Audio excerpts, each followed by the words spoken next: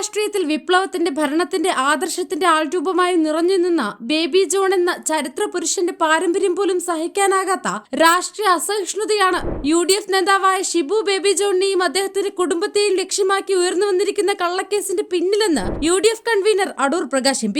ആരെയും വഞ്ചിക്കാത്ത, പൊതുജീവിതത്തിൽ സുതാര്യതയും മാന്യതയും മൂല്യബോധവും കൈവിടാത്ത ഒരു കുടുംബത്തെ 94 വയസ്സുള്ള അമ്മയെ വരെ പ്രതിയാക്കി പോലീസ് കേസിൽ വലിച്ചിഴയ്ക്കുന്നത് രാഷ്ട്രീയ പ്രതികാരത്തിന്റെ ഏറ്റവും ക്രൂരവും നിന്ദ്യവുമായ രൂപമാണെന്നും അടൂർ പ്രകാശ് പറഞ്ഞു. ഇത് വ്യക്തിയെ മാത്രമല്ല, ഒരു കുടുംബത്തെയും ഒരു രാഷ്ട്രീയ പാരമ്പര്യത്തെയും കേരളത്തിന്റെ ജനാധിപത്യ മനസാക്ഷിയെയും ഒറ്റയടിക്ക് ആക്രമിക്കുന്ന നീക്കമാണ്. നിയമപരമായി പരിഹരിക്കേണ്ട വിഷയങ്ങളെ ഉദ്ദേശപൂർവ്വം ക്രിമിനൽ കേസുകളാക്കി മാറ്റുന്നത് സത്യാന്വേഷണമല്ലെന്നും അദ്ദേഹം പറഞ്ഞു. CPM ഭരണകാലത്ത് ഉയരുന്ന അഴിമതി ആരോപണങ്ങൾ, ഭരണപരാജയങ്ങൾ, ജനവിരുദ്ധ തീരുമാനങ്ങൾ ഇവയിൽ നിന്ന് ജനശ്രദ്ധ തിരിക്കാനുള്ള ആസൂത്രിത രാഷ്ട്രീയ ആയുധവൽക്കരണമാണിത്.